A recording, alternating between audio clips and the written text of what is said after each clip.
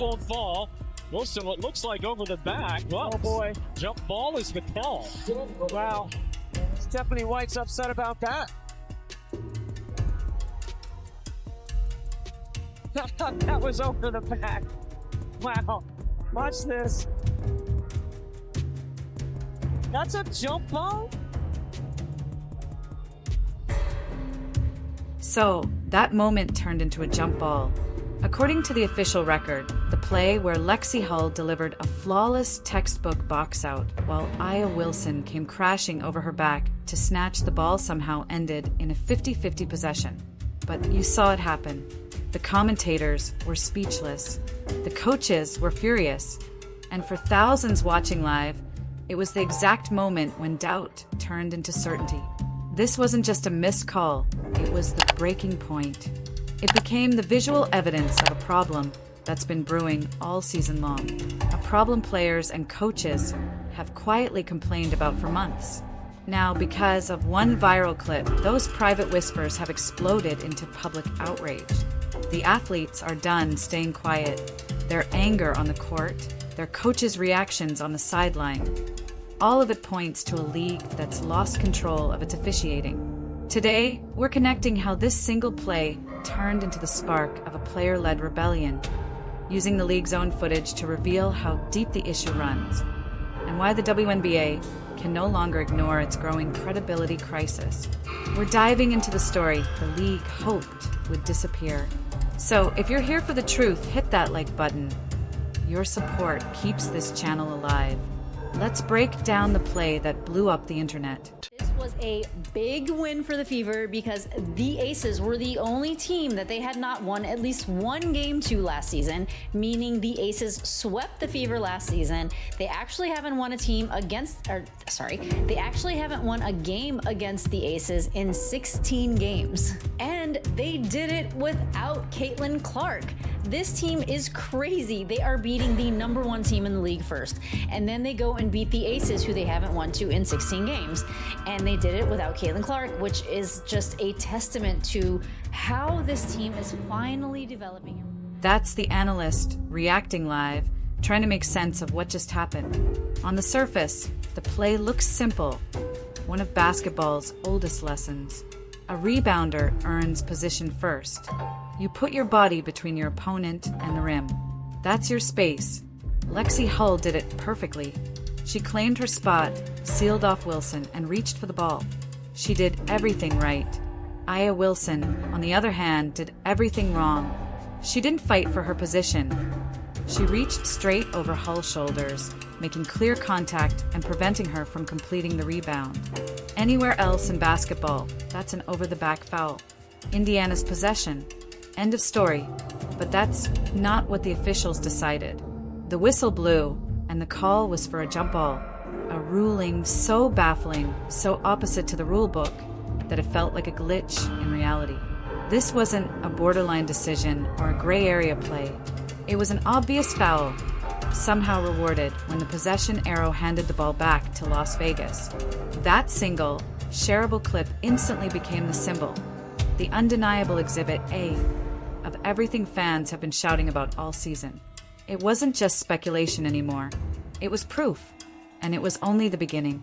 To understand the anger that erupted, you have to look beyond that one call, because for a huge part of the fan base, this was more than a mistake. It was another chapter in a pattern that now has a name. Defense is playing phenomenal. Oh my God, it's night and day. I think that Commissioner's Cup gave them swag. Now they're swagging it out. I never seen Natasha Howard so aggressive in my life. This girl is beasting now all suddenly. She is beast moding right now. And Timpson, the rookie, getting block shots, getting steals. Leah Boston is just murking, destroying Aja Wilson. Man, you know, I got a Wilson. I got a nickname for Aja Wilson, guys. You know what it is? Whistle Wilson. Because this lady is always getting whistles. She's the person with the special whistle, guys. Every freaking time. And then she goes to the free throw line. Freaking free throw merchant. I think she's related to SGA. But anyway, she's not playing that. They call it Whistle Wilson. The nickname was born from months of observation by die-hard fans who track every call and every possession. It represents a widely held belief that Aya Wilson an incredible athlete and multiple-time MVP, receives a special whistle, a kind of officiating protection that others simply don't. And in this game, the stats backed it up. Wilson shot 13 free throws. The entire Indiana Fever team, 12 players combined, attempted just 17. Think about that. One player nearly matched the entire opposing roster's total. This wasn't a rumor or an internet myth. It was happening live in front of millions. Even the broadcast team couldn't ignore it, pointing out repeatedly that the calls were going one direction. Asia Whistle Wilson. My God, you see how many free throws that lady have? Oh my God, on the stat sheet she had basically 30 points, but all the free throws this woman got, man, they tried their best to keep the Aces in the game, man, but it didn't matter. It didn't matter, man. They destroyed the Aces. About freaking time the Fever finally beats the Aces, man, and without Caitlin Clark. And they weren't exaggerating. The officials truly seemed determined to keep the Aces in the game with that whistle. Even the calmest, most balanced analysts couldn't deny what they were seeing, admitting that in the WNBA, superstar players are simply officiated by a different set of rules. Wilson, she got a favorable whistle in the second half, but it is what it is. Superstars get the whistle. Unless your name is, 29 points for Asia Wilson, 3 boards, 3 personal fouls, 3 turnovers, 9 for 18 from the field goal, from the field, 11 for 13 from the free throw line. Look at the rest of her team. 2 points, 2 points, 2 points, 6 points, 0 points, 4 points, 2 points, 3 points. Dana Evans, 1 for 10. Superstars get the whistle. It's said like it's a normal and acceptable part of basketball. But that kind of acceptance is exactly what's fueling the current crisis. When fans start to believe that the league's biggest names are being protected by an invisible shield of favorable calls, it undermines the integrity of the entire competition. That single missed over-the-back call wasn't just a mistake. It was confirmation of what so many feared, that the outcome of games might be influenced by something other than the player's actions on the court. So, let me ask you directly, do you believe the special whistle is real? Share your thoughts in the comments, because here's the most shocking part. The fans weren't the only ones who thought officiating had gone off the rails. In a rare moment of unity, both head coaches agreed something was wrong. This is where the controversy turned into a full-blown league crisis. The outrage wasn't just coming from the Indiana Fever sideline or from the fans. It was coming from both teams. Think about that. The Las Vegas Aces were the ones benefiting from that strange jump ball call and getting the majority of the free throws. Yet their own head coach, Becky Hammon, was just as angry about the officiating. In her post-game press conference, she didn't blame her players for the loss of rhythm or lack of toughness. She blamed the referees for letting the game dissolve into chaos. Her words were powerful. "I thought they were grabbing and holding us. It's a rugby match, and my team doesn't want to play rugby back, so we got our ass kicked." That statement was explosive. The coach of the defending champions, whose star was getting every call, openly admitting the refs had lost control of the game. When even the coach on the winning side calls out the officiating, it proves the issue goes beyond favoritism. It's a complete breakdown in how games are managed. And while Hammon voiced her frustration about the excessive physical play, her counterpart on the Fever bench, Stephanie White, decided to make her own stand. With just over 5 minutes remaining and her team leading by more than 20 points, she had finally seen enough. Like I said, the referees were starting to get on the side of the Aces.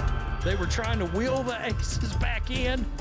And Sophie Lexie stepped in and sort of killed it. Kelsey Mitchell never took her foot off the gas tonight, by the way. This is the best thing I've seen from Stephanie White all season long. Right here, she was aggravated by the refs already, and in the fourth quarter, 5:35 left, Stephanie White lost her shit on the sideline. She lost her shit. And let me just play this right here. Roll it. Lost that lead late. And she gonna, you see her. See on Caitlin You Clark. see her just losing it up here. Losing it. Wilson misses on And the she three. got teed up right there. On the sideline. And Caitlin Clark. She completely lost it, as one commentator described, earning a technical foul. But this wasn't a random outburst in a tense matchup. It was a calculated declaration. A veteran coach, moments away from a career-defining victory, was sending a loud, public message to the officials and the league itself that the officiating had crossed the line. Her actions shouted what many had been whispering. This game wasn't being called fairly. The reaction from her star player, Caitlin Clark, who leapt up from the bench to celebrate with her teammates, captured the collective mood perfectly. This wasn't one person's frustration. It was a shared statement from an entire team. When both head coaches in the same matchup implicitly express no faith in the officiating crew, it stops being a complaint and becomes undeniable reality. The referees failed, and everyone watching knew it. That fury didn't just appear on July 3rd. It was the climax of months of mounting irritation. Behind the scenes, players and coaches have quietly voiced the same concern. The WNBA officiating has become wildly inconsistent, fails to rein in excessive contact, limits offensive flow, and puts athlete safety at risk. Remember when Becky Hammon called it a rugby match? That summed up the whole issue. It's not just about missed whistles, it's about the inability to control physical play and protect the athletes. Coaches like Stephanie White have been battling this all season. She's even been fined for publicly speaking out. Her technical foul wasn't a meltdown. It was another chapter in a season-long demand for accountability. What made this eruption so explosive was the spotlight. This wasn't an ordinary midweek game. It was the defending champs facing the most-watched team in women's basketball, featuring Aya Wilson, Caitlin Clark, and a lineup full of stars. Every lens was focused on them, and under that scrutiny, the officiating didn't just crack, it collapsed. The missed Aya Wilson foul call was so glaring, so irrefutable, it became the definitive example of everything broken. The viral clip that transformed private locker room frustration into a public outcry. Players don't always voice their anger through interviews. Sometimes it's visible in their reactions, gestures, and posture. Take Lexie Hull on that pivotal play. She executed perfect form, boxed out flawlessly, and still got penalized while the player who fouled her benefited. Her disbelief said it all. What else can I possibly do right? Then there's Caitlin Clark, off the court but animated on the sidelines, clapping and cheering after her coach's tech. A symbolic show of support for standing up to poor officiating. Fans have noticed the same thing on social media. The eye rolls, the exhausted body language, the visible disappointment after obvious no calls. All of it adds up to one message. The players are fed up. If you believe that collective frustration sent a clear message to the league, tap the like button, because that unified, unspoken protest from both sides echoed louder than words. The WNBA now faces a self-inflicted crisis of trust. For months, it ignored growing tension from players and coaches about the worsening officiating until one sequence, the Aya Wilson, Lexie Hull no call, went viral and forced the issue into public view. This isn't just about a single mistake anymore. It's about an entire system that's been exposed for all to see. If the league stays silent, it'll look like it doesn't care about fixing it. The question now is, will the WNBA take meaningful steps, more referee training, accountability systems, transparent post-game reviews, or hope the noise fades? Comment below with what you think the league must do to solve this officiating disaster. Should refs face public evaluations? Should there be stricter oversight or an external review board? The fallout from this moment is only beginning, and we'll be covering every twist. So subscribe, hit the bell, and share this video with another fan. The louder the outcry, the harder it'll be for the league to look away and do nothing. With 5 minutes remaining on the clock, Caitlin Clark transformed what looked like a tense, chaotic matchup into a personal showcase of control, precision, and leadership. It started with a look, that fierce, locked-in stare she gets when she knows it's time to take over. The Fever had been battling frustration, bad calls, and rising emotions all night. But Clark flipped the entire energy of the game. On the very next possession, She stepped back from well beyond the arc, a full 30 feet out, and drained a cold-blooded three-pointer over a defender's outstretched arm. The crowd exploded, and even the opposing bench couldn't hide their disbelief. From there, Clark turned into a one-woman engine. She pushed the pace on every play, slicing through defenders, drawing double teams, and creating open looks for her teammates. A no-look pass to Nalissa Smith for a fast-break layup brought the Fever bench to its feet. Then came a mid-range jumper off the dribble, nothing but net. It wasn't just scoring, it was orchestration. Every possession ran through her like she was conducting a symphony of momentum. Defensively, she refused to let up. Clark fought for loose balls, boxed out taller players, and intercepted a crucial pass that she turned into another assist in transition. Her hustle was contagious. Suddenly, the whole Fever squad played with renewed intensity. The frustration that once filled their faces turned into focus and fire. What made those 5 minutes so electric wasn't just the stat line, though it was incredible. 11 points, 3 assists, 2 steals, and 1 rebound in just 300 seconds. It was the message behind it. This was Caitlin Clark reminding everyone that leadership isn't about complaining or reacting. It's about responding with performance. By the time the final buzzer sounded, the Fever's lead had ballooned. The crowd was on its feet, and Clark's name was echoing through the arena. That closing stretch wasn't just another highlight reel moment. It was a statement to the league, the fans, and even the officials.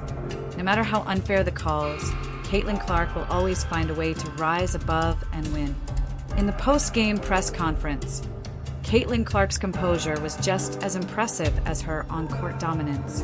Reporters expected frustration or controversy, but instead, they got confidence and clarity.